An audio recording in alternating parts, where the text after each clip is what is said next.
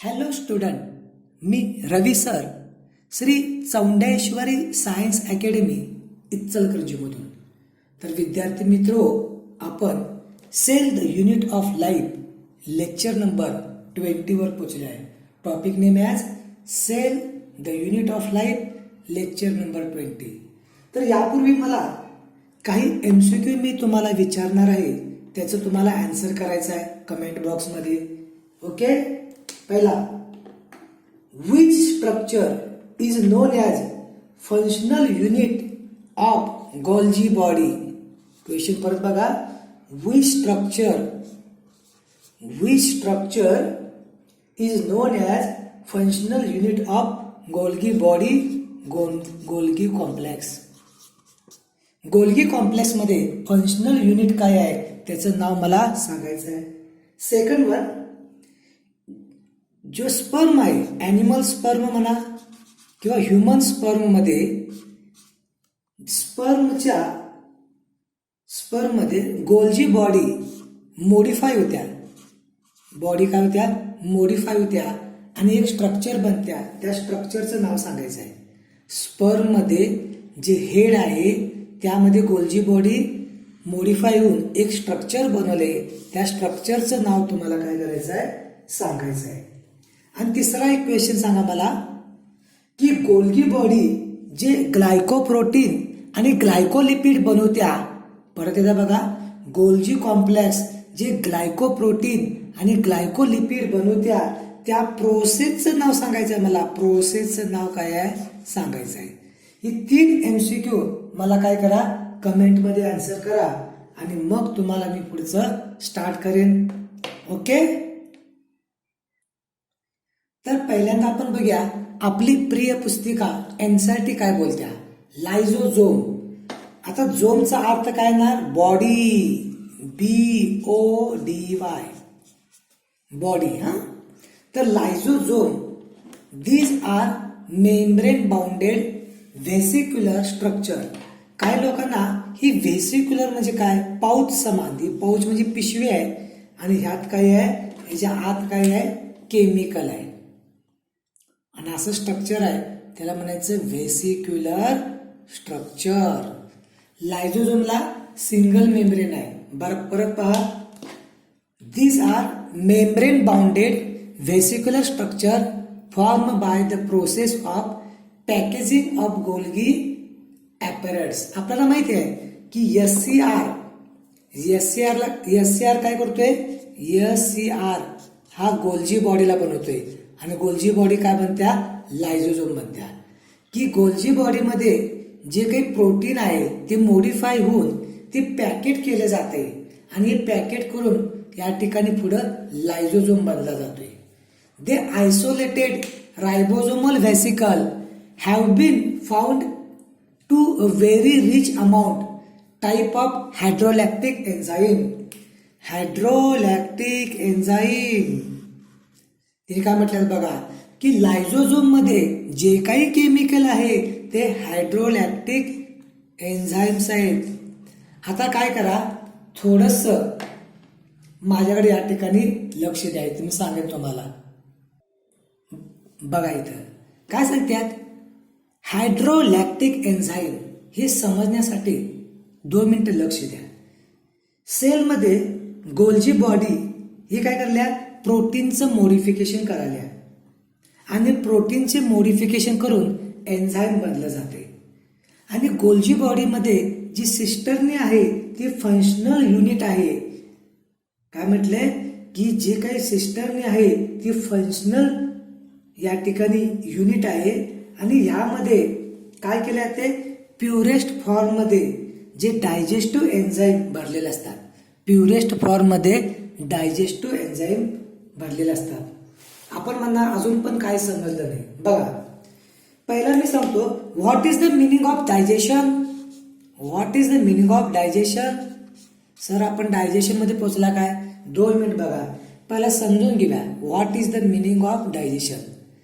9th class 10th क्लासमध्ये 5th क्लासमध्ये बघतोय डायजेशन.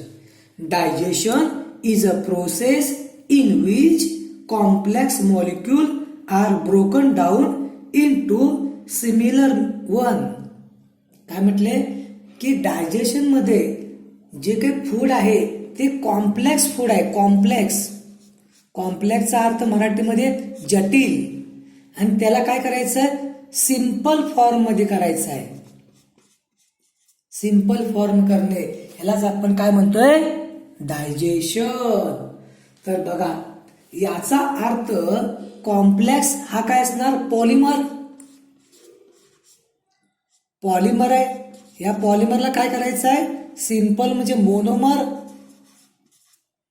पॉलिमरला मोनोमर मध्ये कन्वर्ट करणे यालाच आपण डायजेशन म्हणू शकतोय. आता जर तुम्ही बघा केमिस्ट्रीच्या पॉइंटनुसार जर तुम्ही म्हटला तर केमिस्ट्रीमध्ये पॉलिमर बनण्यासाठी बघा, जर केमिस्ट्रीचा विचार करूया आपण, तुम्हाला पहिला मला सांगा की मोनोमर आणि पॉलिमर समजल्या का बघा. सर आम्ही कसं सांगू, तुम्ही सांगा. मोनो, माझ्याकडे एक फूल आहे समजा, हे मोनो, आणि या फुलांची मी काय केल्या, अशी माळ तयार केल्या, हार बनवलाय, हे झाले पॉली. बरोबर आहे. तर काय झाले बघा, केमिस्ट्रीच्या पॉइंटनुसार पॉलिमर बनण्याच्या प्रोसेसला कंडेन्सेशन रिॲक्शन म्हटलं जाते. कंडेन्सेशन रिॲक्शन म्हटलं जाते, किंवा दुसरा एक शब्द वापरतात डिहायड्रेशन. आता डिहायड्रेशन म्हटल्याबरोबर तुमच्या लक्षात आला की वॉटर मॉलिक्यूल काय होणार, इथनं लूज होणार, बाहेर पडणार. केमिस्ट्रीच्या वही नसणार. पॉलिमरच्या प्रोसेसला कंडेन्सेशन किंवा डिहायड्रेशन म्हणणार. आता माझ्याकडे 2 मोनोमर आहेत. काय बघा की जरा मी दुसरी स्लाइड घेतो. माझ्याकडे काय आहेत बघा, 2 मोनोमर आहेत. हा एक मोनोमर आहे आणि हा एक मोनोमर आहे. आणि यांना काय करायचं आहे, समजा माझ्याकडे हा एक अॅमिनो ऍसिड आहे आणि हा अॅमिनो ऍसिड आहे समजूया. आणि या 2 अॅमिनो ऍसिड मध्ये कोणता बॉन्ड होणार, बरोबर आहे सर, पेप्टाइड बॉन्ड होणार. या दोघांना एकत्र करणार. समजा माझ्याकडे शुगर आहे, हा एक ग्लुकोज आहे, हा एक ग्लुकोज आहे, तर इथं काय होणार, ग्लायकोसाइडिक बॉन्ड होणार. आणि यावेळी वॉटर मॉलिक्यूल बाहेर पडणार. 2 मोनोमर एकत्र येणार आणि यातून वॉटर मॉलिक्यूल H2O काय होणार, रिलीज होणार. म्हणजे यावेळी काय झाले बघा, 2 मॉलिक्यूल एकत्र आल्यानंतर एक वॉटर मॉलिक्यूल बाहेर पडतोय, म्हणून आपण डिहायड्रेशन प्रोसेस म्हणायचं. जेव्हा पॉलिमरेशन होताना डिहायड्रेशन होतंय, यालाच केमिस्ट्रीमध्ये म्हटलं आपण डिहायड्रेशन सिंथेसिस. आता आपण उलट करूया. आता हा जो पॉलिमर बनलेला आहे त्याला आपल्याला तोडायचा असेल, मला सांगा, हा जो आपण पॉलिमर तयार केलेला आहे तर याला जर तोडायचा असेल तर वॉटरची रिक्वायरमेंट असणार किंवा नाही, तुम्हाला वॉटरची रिक्वायरमेंट असणार किंवा नाही, सांगा बघू. आहे, कारण का आपणास जर पॉलिमरला ब्रेक करायचं असेल तर वॉटर H2O ला तुम्हाला ऍड करायला लागणार. तरच समजा हा मॉलिक्यूल आहे आणि हा मॉलिक्यूल आहे, हे दोन्ही जॉईंट आहेत आणि हे पॉलिमर आहे, याला डाय आहे, याला जर तोडायचं असेल तर तुम्हाला वॉटर मॉलिक्यूलला जोडायला पाहिजे, तरच आपण याला असं लूज करणार, मोनोमर मध्ये असं याला कन्वर्ट करू शकणार. याचा अर्थ काय झाले बघा की आता या प्रोसेसला काय म्हणणार, हायड्रोलियासिस. इथं वॉटर आपण वापरलो त्याला काय म्हणणार, हायड्रोलियासिस. वॉटर वापरलं आपण. याचा अर्थ every digestive enzyme are hydrolactic enzyme because water are add to cut a polymer. पॉलिमरला तोडण्यासाठी आम्ही काय करतोय, वॉटरला ऍड करतोय, हायड्रोलाइज करतोय. एवढं समजून घेण्यासाठी मुलांना मी तुम्हाला एवढी गोष्ट सांगितली बघा. हायड्रोलॅक्टिक एन्झाईम. हायड्रोलॅक्टिक एन्झाईम म्हणजे वॉटर मॉलिक्यूलला ऍड करणार, पॉलिमरला तोडणार. आता बघा हे एन्झाईम कुठले आहेत, लायपेज. लिपिडला तोडायचं असेल तर लायपेज, प्रोटीनला तोडायचं असेल तर प्रोटीनेज, कार्बोहायड्रेटला तोडायचं असेल तर कार्बोहायड्रेट, आणि न्यूक्लिक ऍसिडला तोडायचं असेल तर न्यूक्लेज. हेच शब्द लागला तर हे समजायचं एन्झाईमचा शब्द आहे. ऑप्टिममली these are work at acidic pH. लायझोझोम जे काही एन्झाईम आहेत हे ऍसिडिक पीएच मध्ये काम करतात. these enzyme are capable to digest carbohydrate, protein, lipid, nucleic acid. आता समजलं का मुलांनो? हो म्हणा, म्हणायचं हो. त्याशिवाय तुम्हाला फिलिंग येणार नाही. काय करायचं सर, तुम्ही समोर दिसत नाही, तुमचं फक्त या ठिकाणी लॅपटॉपची स्क्रीन दिसत्या. ठीक आहे, काही प्रॉब्लेम आहेत आपल्याकडे सुद्धा, परंतु कोणत्याही कंटेंटने गेला तर एमसीक्यू सोडताना बघा, माझं लेक्चर तुम्हाला उपयोगीच पडणार. इव्हन नीटच्या परीक्षेला जाताना सुद्धा. आता काय झालं, एनसीईआरटी एवढे बोलली आणि थांबली. आता आम्हाला थोडं एनसीईआरटीच्या पुढे जाऊन बघायला पाहिजे. 1955 बेनिजियन सायटोलॉजिस्ट नेम ॲज, काय नाव आहे बघा, de Duve discovered lysosome. Question आला बघा, लायझोझोमची डिस्कवरी कोण केलं? अंडरलाईन करून घ्या, de Duve. On the basis of chemical study, chemical, he proposed term lysosome. दुसरा एक एमसीक्यू आला, टर्म लायझोझोम, डी डुवे. एक सायंटिस्ट आहे Novikoff, observe lysosome under electron microscope. Novikoff यांनी इलेक्ट्रॉन मायक्रोस्कोप मधून काय केलं, लायझोझोमला पाहिलं आणि first time described as pericanicular body. किंवा तुम्हाला यामध्ये एवढी माहिती पाहिजे, टर्म लायझोझोम आणि डी डुवे यांनी डिस्कवरी केली. बस एवढं स्लाइड तुम्हाला इम्पॉर्टंट आहे मुलांनो. ओके, चला पुढे जाऊया. Also call suicide bag, disposal unit, atom bomb, demolition squad, scavenger of cell. बघा या लायझोझोमला नावं किती आहेत बघा. सुसाइड बॅग, आपल्या घरी सिलेंडर असते माहितीये काय, एलपीजी असं सिलेंडर असते बघा. सगळ्यांच्या घरी आहे, तुमच्या घरी आहे, माझ्या घरी आहे. त्याशिवाय जेवण बनणं शक्यच नाही आहे, है ना. हे सिलेंडर आहे. या सिलेंडरला आपण काय म्हणतोय, बॉम्ब म्हणते, बॉम्ब. जर ब्लास्ट आला की नाही, टोटल होम काय होईल, डिस्ट्रॉय होईल, जीवित हानी होऊ शकते. तसंच लायझोझोम जर सेलमध्ये डिस्ट्रॉय झाला तर सेलमध्ये जे काही सेल ऑर्गनल्स आहेत, मायटोकॉन्ड्रिया आहे, गोल्जी बॉडी आहे, ईआर आहे, न्यूक्लियस आहे, या सर्वांना नष्ट करेल, म्हणून याला ॲटम बॉम्ब म्हटलं. दुसरं म्हटलं डिस्पोर्सल. सेलच्या आत जे काही वेस्ट बनलेलं आहे, सेलच्या आत जे काही वेस्ट असणार आहे, या वेस्टला जर हटवायचं काम कोण करत असेल तर या ठिकाणी लायझोझोम. त्यानंतर स्केव्हेंजर म्हणजे भुकेला. तुम्हाला माहित असेल की आपण ह्युमन बिंग आहे, आपल्या मृत्यूनंतर अंत्यसंस्कार केले जातात, दफन केले जाते किंवा त्यांना जाळलं जाते. परंतु तुम्हाला माहितीये, जंगलात एखादा टायगर डेड झाला तर त्याला दफन करायला कोण आपण जातो काय? नाही. मग तो कसा डिके होणार? तर काय होते, सेलच्या आत मृत्यूनंतर, डेड नंतर सेलच्या आत लायझोझोम ब्लास्ट होत्या आणि लायझोझोम ब्लास्ट झाल्यानंतर एक स्मेल यायला लागतोय आणि हळूहळू बाडू डिके व्हायला लागत्या, मराठीमध्ये कुजणे म्हणतोय. आणि त्यामुळे कोणती पण जी बॉडी आहे मृत्यूनंतर ठराविक काळानंतर डिके व्हायला लागत्या. हा काय आहे, निसर्गाचा नियम आहे.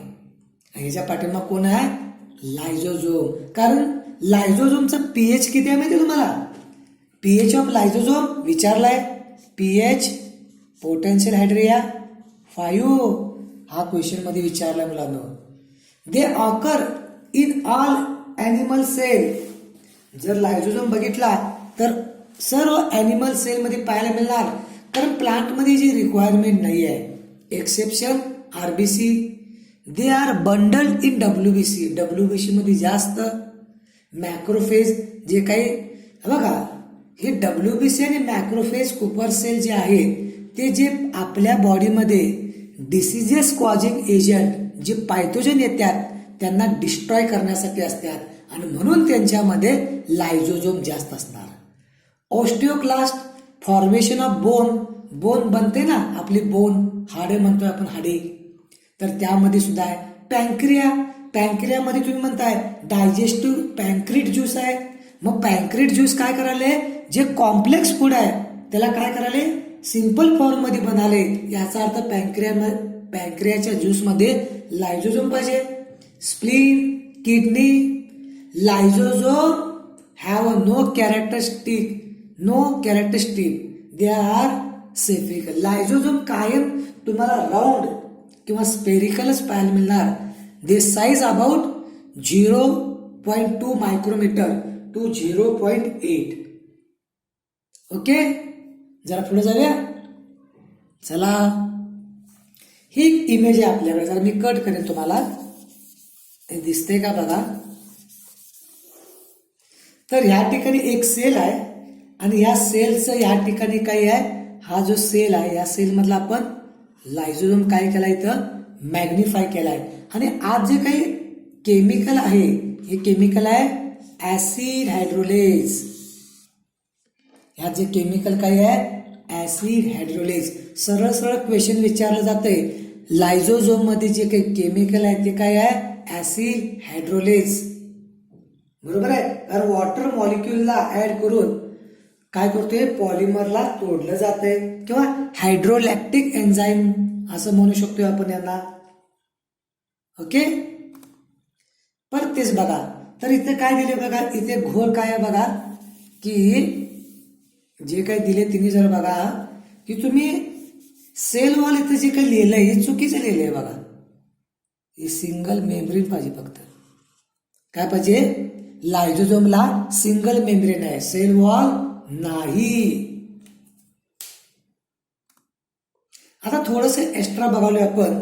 लायझोझोम आर बाउंडेड सिंगल बघा सिंगल युनिट मेम्ब्रेन. वॉल शब्द वापरला का इथं नाही. Which is the 70 angstrom thickness, तिची जाडी आहे 70. The membrane lysosome show control permeability, it is permeable for hydrogen ion. Hydrogen ion can enter inside the lysosome but cannot exit due to accumulation hydrogen ion. The pH of lysosome became acidic. It is 5. Sir तुम्ही काय म्हटला काहीच समजलं नाही. बर, एक तर समजलं की लायझोझोमचा पीएच किती आहे. लायझोझोमचा पीएच आहे 5. एवढं तर तुम्हाला समजलं. तुम्हाला एक सांगतो या ठिकाणी जे सायटोप्लाझम आहे, सायटोप्लाझम मध्ये सायटोप्लाझमचं जे पीएच आहे ते आहे 6.9 पर्यंत आहे पीएच आहे. आणि हा जो आहे तो लायझोझोमचा आहे, लायझोझोमचा आहे 5. असं का असणार बघा, ही एक सेल आहे.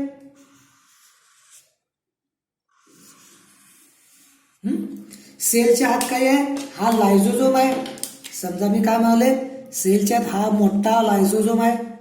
हा, आता काय होते माहिती काय की सायटोप्लाझम मध्ये जे हायड्रोजन आहे बघा सांगतात, the membrane lysosome show control permeability, it permeable for hydrogen. म्हणजे सायटोप्लाझम मधून फक्त काय होणार, इथं हायड्रोजन एकत्र येणार. Hydrogen ion enter inside lysosome. म्हणजे सायटोप्लाझम मध्ये जे काही हायड्रोजन आहेत ते काय व्हायल्यात लायझोझोम मध्ये एंटर व्हायल्यात. आणि यामुळे काय झालं, पीएच कमी व्हायला लागलाय. म्हणून सायटोप्लाझमचा पीएच 6.9 राहिला, पण लायझोझोमचा पीएच राहिला 5 due to accumulation of hydrogen ion. आता म्हणणार अक्युमुलेशनचा अर्थ काय, गोळा होणे, जमा होणे. लायझोझोम मध्ये आत हायड्रोजन आयन जमा झाल्यामुळे त्याचा पीएच 5 राहिलेला आहे. तर सायटोप्लाझमचा पीएच राहिला 6.9 पर्यंत. ओके, समजते का मुलांनो? नाही? प्रयत्न करा. तर परत बघा, lysosome are polymorphic cell organelles. They are found 4 type. Lysosome हा पॉलीमॉर्फिक सेल ऑर्गनल्स आहे. म्हणजे काय करतोय बघा, की आपलं या ठिकाणी एक पेक्षा जास्त फॉर्म मध्ये पाहायला मिळते. म्हणजे काय होणार, प्रायमरी, सेकंडरी किंवा रेसिड्युअल किंवा टर्शियरी. आता पहिला बघूया आपण प्रायमरी लायझोझोम. ही पाण्याच्या बघा, प्रायमरी लायझोझोम पहिला बघूया.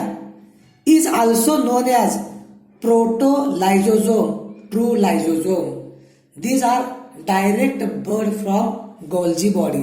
गोल्जी बॉडीच्या ट्रान्सफेज मधून जे काही डायरेक्ट व्हॅक्यूल आल्यात किंवा व्हसायकल आल्यात त्याच्यापासून जे बनलेला बर्ड आहे तो काय आहे, प्रायमरी लायझोझोम.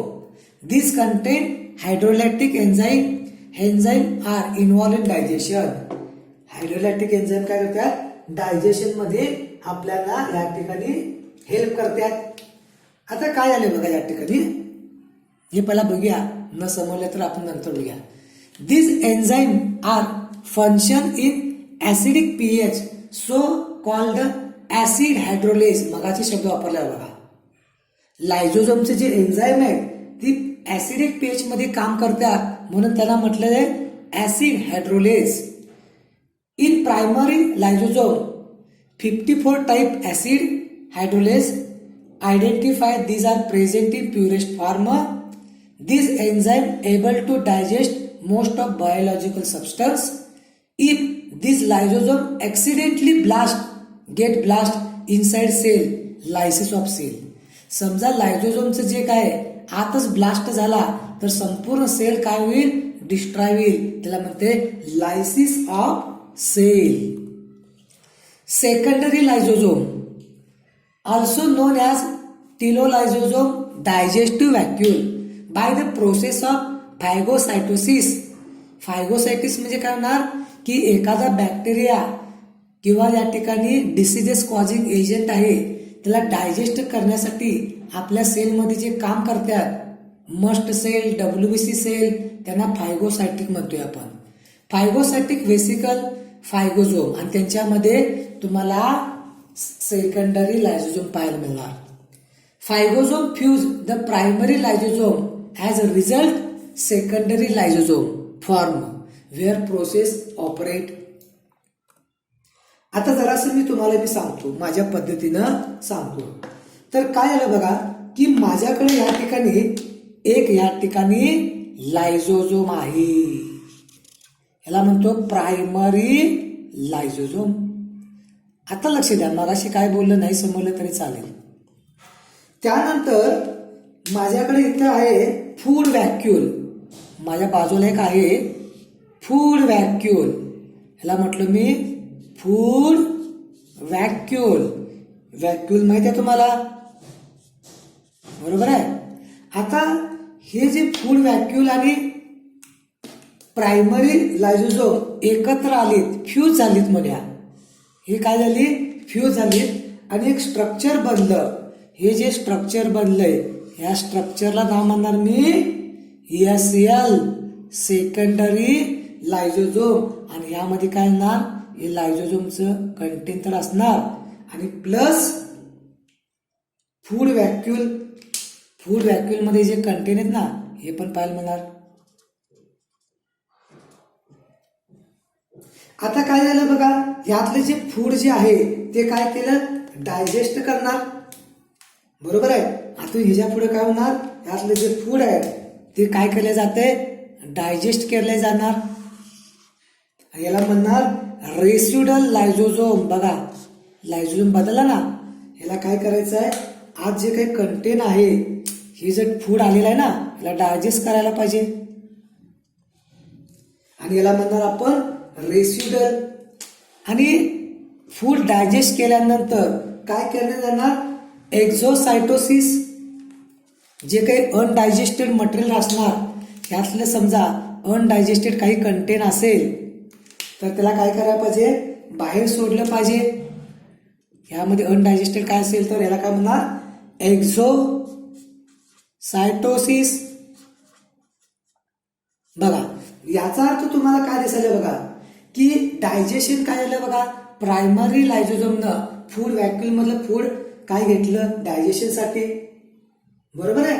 त्यानंतर काय झालं बघा की यानंतर सेकंडरी लायझोझोम मध्ये डायजेशनचा भाग पूर्ण झाला आणि जे काही अनडायजेस्टेड आहे वेस्ट मटेरियल आहे, समजा हे वेस्ट म्हणूया आपण, वेस्टला बाहेर सोडलं त्याला म्हटलं एक्झोसायटोसिस.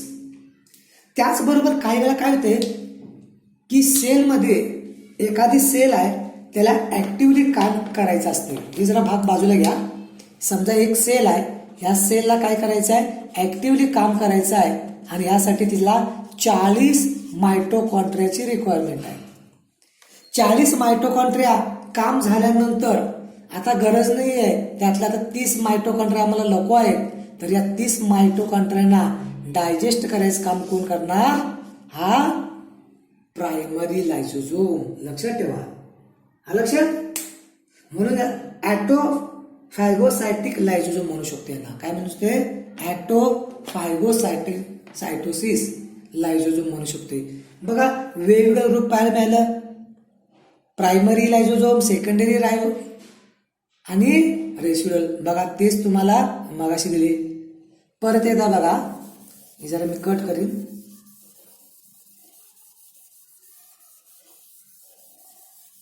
आता दिसते का बघा. बघा ही काय आहे बघा, न्यूक्लिअर मेम्ब्रेन साइट आहे, ट्रान्सव्हेसिकल फॉर्मिंग फेज, ही मॅच्युअर फेज आहे. सिस्टरनं ग्राउंड सबस्टन्सला मॉडिफाय केलं प्रायमरी लायझोझोम मधला. प्रायमरी लायझोझोमनं काय केलं फूडला किंवा सेकंडरीला फ्यूज झाला सेकंडरी लायझोझोम मधला. आता रेसिड्युअल म्हणजे काय बघा, after complete digestion the waste are present in secondary lysosome became digested substance get diffuse cytosol. आणि जे काही मटेरियल आहे, जे सबस्टन्स डायजेस्ट झालाय ते सायटोप्लाझम मध्ये डिफ्यूज झालाय, पण तो वेस्ट जे आहे ते एक्झोसायटोसिस करायला लागणार. Only waste remain in lysosome, this lysosome known as residual lysosome. This residual lysosome undergoes exocytosis. मगाशी मी जे सांगितलं ना तेच तुमच्या समोर दिसत आहे बघा.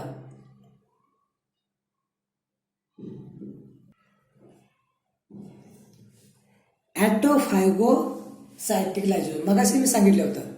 also known as cellular scavenger. These lysosomes are involved in the digestion of surplus मगाशी मी सांगितलं.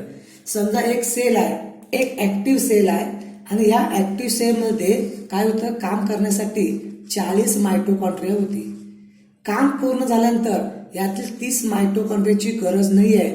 मग आता हे सरप्लस म्हणजे जादा, सरप्लसचं काय होणार, तर हे काय करणार ॲटोफॅगोसायटिक लायझोझोम काय करणार, याला डायजेस्ट करून टाकणार, तिथून त्यांना हटवलं जाणार. Generally at the time of starvation आणि मेटामॉर्फोसिस. तुम्हाला माहित असेल की फ्रॉग टेडपोल असते, टेडपोलचा काय बनतंय फ्रॉग, आणि फ्रॉग बनल्यानंतर त्याची टेल गायब होत्या म्हणजे काय होते की लायझोझोम काय करते मेटामॉर्फोसिसच्या वेळी त्या टेलला तिथून तो हटवण्याचं काम करतोय. लक्षात बघा, यायला पाहिजे थोडं लक्षात. नेक्स्ट वन घेऊया. तर एक इमेज आहे बघा. तर ह्या इमेज मध्ये आपण जे काय बोलतोय ते सगळं इथे दिलेलं आहे. तर काय दिसतंय बघा, न्यूक्लियस, ER, ट्रान्झिशनल व्हेसिकल, गोल्गी ॲपरेट्सने म्हणला लायझोझोम. हा लायझोझोम काय केला, बाहेरून फूड आले, फूड व्हॅक्यूलला फ्यूज झाला, हा सेकंडरी लायझोझोम झाला, डायजेशन कम्प्लीट झालं आणि डायजेशन झाल्यानंतर जे वेस्ट जे आहे ते एक्झोसायटोसिस झालं. त्याचबरोबर एक लायझोझोम आहे की आपल्या सेलमध्ये जे काही डेड किंवा एक्स्ट्रा जे मायटोकॉन्ड्रिया किंवा सेल ऑर्गन्स आहे त्यांना ब्रेकडाऊन करायचं काम करायला लागलंय. Okay. Function of lysosome last. Intracellular digestion, extracellular digestion. आता लायझोझोम जर सेलच्या आत यूज केला तर इंट्रा म्हणा किंवा बाहेर वापरला तर extra. Lysis of the cell at the time of metamorphosis secretion of thyroxine hormone. बघा, ज्यावेळी थायरॉक्सिन हार्मोन जो आहे महत्वाचा रोल पूर्ण करत असतोय आणि ह्यावेळी पाऊच मधून लायझोझोम जे आहे ते पाऊच समान या ठिकाणी रिलीज केले जाते. त्याचवेळी ट्रिगर ऑफ सेल डिव्हिजन होत असताना ट्रिगरचा अर्थ बटन. कार्सिनोमास म्हटलं जाते बघा, कार्सिनोजेनिक म्हणजे काय बघा, कॅन्सरला हे करणारा. यामध्ये सुद्धा लायझोझोमचा रोल महत्वाचा आहे. ब्रेकडाऊन काय म्हणते बघा, breakdown the matrix of cartilage from ossification. बघा, ज्यावेळी बोन बनणं असते त्यावेळी सुद्धा हे उपयोगी पडणार.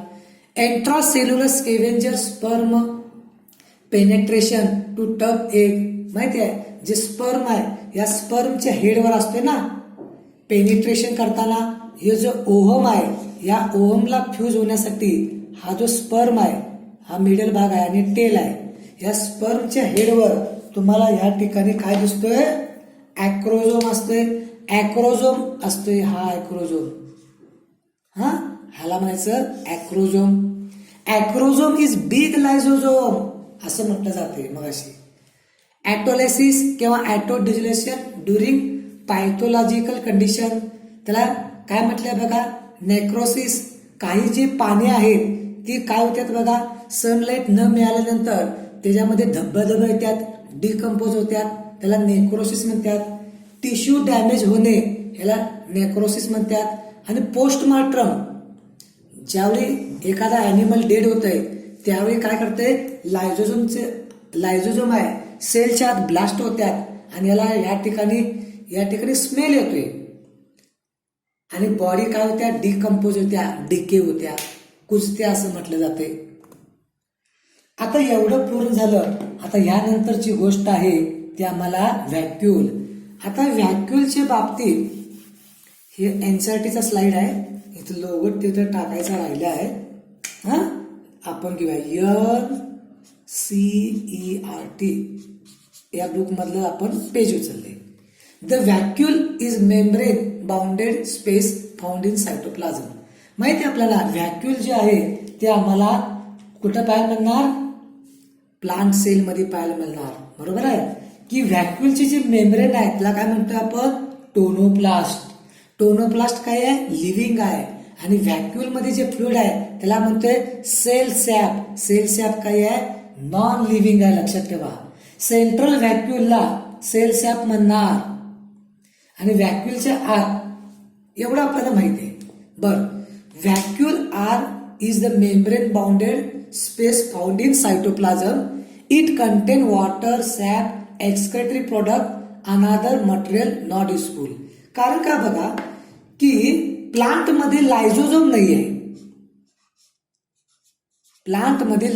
नाहीये, मग जे काही वेस्ट प्रोडक्ट आहेत, एक्सक्रेटरी प्रोडक्ट आहेत, नॉट युजफुल मटेरियल आहे, ते सर्व व्हॅक्यूल मध्ये आणून सोडलं जाते, सेल सॅप मध्ये सोडलं जाते.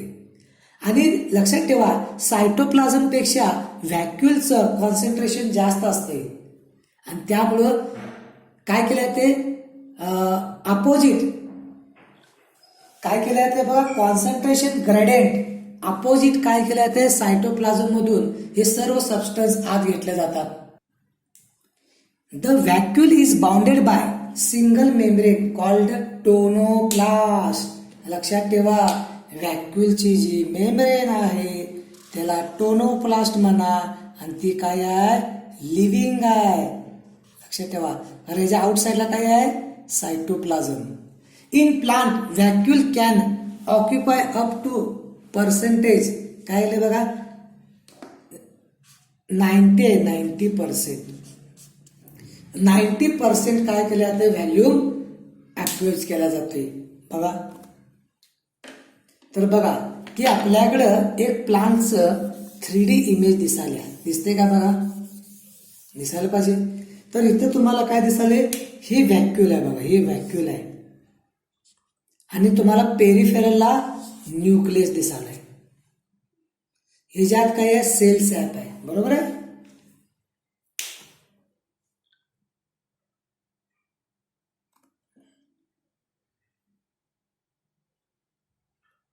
व्हॅक्यूल काय सांगितलं बघा. इफ प्लांट, आता कट करूया आपण.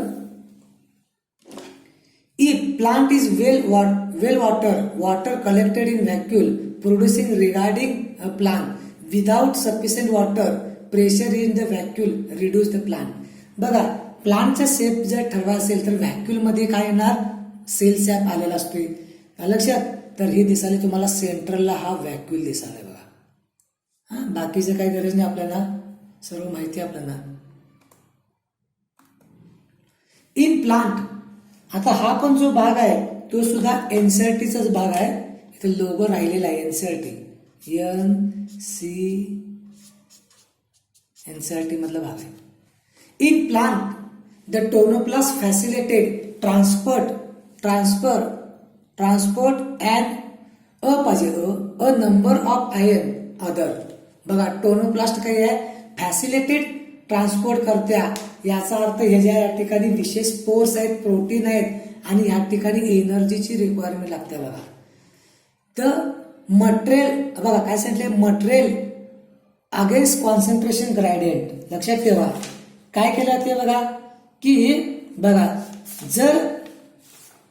जर एखादी मेम्ब्रेन कॉन्सन्ट्रेशन ग्रेडियंटच्या विरुद्ध काम करत असेल तर तिला एनर्जी, मेटाबॉलिझम मध्ये एनर्जी म्हणजे एटीपी लागणार आहे. याच्या सरफेसवर पंप असणार, ऍक्टिव्ह ट्रान्सपोर्ट करणार. हे सर्व कार्य लिव्हिंग मध्ये होणार.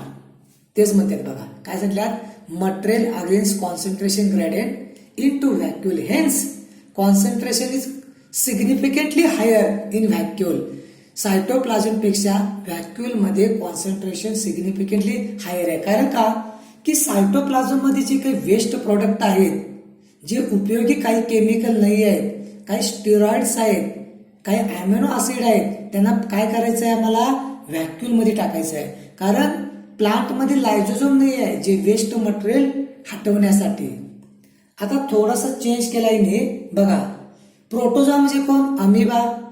अमिबाच्या सायटोप्लाझम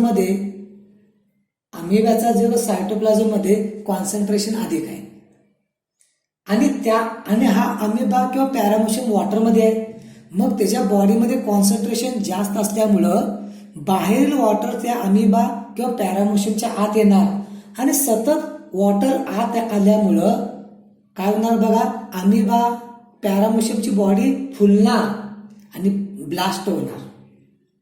कारण का, वॉटर नेहमी low concentration to high concentration move करते. काय म्हणते बघा, amoeba contractile vacuole is important excretion. आता ह्यासाठी काय केलं ते, अमिबा पॅरामोशियम मध्ये कॉन्ट्रॅक्टाइल व्हॅक्यूल असते आणि हा एकदम IMP प्रश्न आहे बघा. एनसीईआरटी मध्ये सांगितलेली गोष्ट आहे. तुम्ही म्हणते ना एनसीईआरटी लाईन टू लाईन वाचा, तर इथे तुम्हाला MCQ दिसते बघा. पॅरामोशियम आणि अमिबा मध्ये कॉन्ट्रॅक्टाइल व्हॅक्यूल काय. आता म्हणणार कॉन्ट्रॅक्टाइल व्हॅक्यूल काय काम करणार, की अमिबाच्या बॉडीमध्ये जे कंटिन्यू वॉटर काय आले, अमिबाच्या सायटोप्लाझमचं कॉन्सन्ट्रेशन हे बाहेरील वॉटरपेक्षा जास्त आहे आणि त्यामुळे बाहेरून सराउंडिंग वॉटर आहे ते अमिबाच्या बॉडीमध्ये आलं तर अमिबाच्या बॉडीची साईज फुलणार आणि ब्लास्ट होणार. मग ह्यावेळी काय करते, कॉन्ट्रॅक्टाइल व्हॅक्यूल सगळं वॉटर मॉलिक्यूल एकत्र करते आणि परत बाहेर रिलीज करते. बाहेर रिलीज करते. याचा अर्थ अमिबामध्ये कॉन्ट्रॅक्टाइल व्हॅक्यूल ही महत्वाचा रोल एक्सक्रेशन मध्ये करणार. In many cell protista food vacuole form engulf in particle. बघूया, आता माझ्याकडं पॅरामोशियम आहे. पॅरामोशियमचे आपल्याकडे एक इमेज आहे. मी काय म्हणाले बघा, की पॅरामोशियमच्या आत ह्याच्यात काय आहे, की कॉन्सन्ट्रेशन जास्त आहे आणि इथं कमी आहे. बरोबर आहे. त्यामुळे वॉटर कंटिन्यू आत येणार. वॉटर आत आल्यानंतर त्यांना बाहेर सोडण्यासाठी हे बघा कॉन्ट्रॅक्टाइल व्हॅक्यूल तुम्हाला दिसायला पाहिजे. आहे का बघा, हे आहे कॉन्ट्रॅक्टाइल व्हॅक्यूल आहे. बघा दिले की लेबल कॉन्ट्रॅक्टाइल व्हॅक्यूल. तुम्हाला मी ॲनिमेशन दाखवतो बघा, तुम्हाला त्यात समजते तर काय बघा. बघा आता एक मिनिट थांबा, सुरुवातीपासून घेऊया. हे कॉन्ट्रॅक्टिल वकील आहे. आता बॉडीमध्ये वॉटर आले बघा, आले का वॉटर आलं बघा, एकत्र जमा झालं. कॉन्ट्रॅक्टिल वॅक्युल काय फुललं आणि हे जे वॉटर आले एक्सेस ते बाहेर सोडणार बघा, सोडलं का बाहेर. म्हणजे काय होणार, बॉडी पॅरामोशनच्या बॉडीमध्ये जे वॉटर आहे ते मेंटेन राहणार, सेल फुलणार नाही, फुटणार नाही, बरोबर आहे. तर या ठिकाणी आपला हा लेक्चर काय होतोय, कंप्लीट होतोय. ओके ठीक आहे. काही बोलायचं असेल तर मी एक मिनिट तुमच्यावर बोलतो. विद्यार्थ्यांनो, आज आपण cell the unit of life lecture number 20 पर्यंत पोहोचलेलो आहोत. तुम्ही लेक्चर 1 पासून 20 पर्यंत आला तर कोणत्याही एक्झाम मधलं बघा, मागचं नीटचं पेपर बघा, cell the unit of life मधलं क्वेश्चन तुम्हाला सुटणार. भले आपण काय केलंय, आपल्याकडे जे काही फॅसिलिटी आहे ती थोडी कमी असली तर कंटेंट मात्र लक्षात ठेवा, टक्कर देणार आहे किंवा इन केस नीटच्या परीक्षेमध्ये फोडणारा प्रश्न आहेत आपल्याकडे. आणि शिकवण्याची पद्धत एक वेगळी आहे की तुम्हाला आपण सर्वांना मराठीमध्ये, मी तर असं म्हणेल 6वीच्या सेमी इंग्लिश मध्ये शिकलेलो असल्यावर वाटणार. कधीच तुम्हाला असं वाटणार नाही टोनोप्लास्ट काय आहे, सेल सॅप काय आहे, लायझोझोमचा पीएच काय आहे, सेलची डिस्कव्हरी कोण केली, असं जस्ट स्टोरी मी चांगल्या पद्धतीने शिकवायचा प्रयत्न करत आहे. तर याचा तुम्ही व्यवस्थित फायदा घेतला तर बरं होईल. ओके, की लॉकडाऊनचा जो काळ आहे तेव्हा त्याच्या काळामध्ये थोडं तर आपण जरी गेलो पुढं, परत ऑफलाईन क्लास चालू झाल्यानंतर परत आपण तुम्ही क्लासरूम मध्ये भेटणार आहोत. ओके, तर हे लेक्चर विद्यार्थी महत्वाचं आहे. तुम्ही सांगतो की आजचा भाग का बघितला, लायझोझोम पूर्ण बघितला की नाही. कोणतं पण एमसीक्यू बुक घ्या, जीआरबी घ्या, सिंगेज घ्या, ट्रूमेन घ्या, प्रदीप, दिनेश किंवा मागील वर्षाचा नीटचा पेपर काढा, तुम्हाला cell the unit of life तुम्हाला समजून येणार. अजून 5 ते 6 लेक्चर पेंडिंग आहेत आणि हे पूर्ण झाल्यानंतर आपला cell the unit of life lecture किंवा टॉपिक म्हणतोय चॅप्टर कंप्लीट आहे. Okay, bye, take care.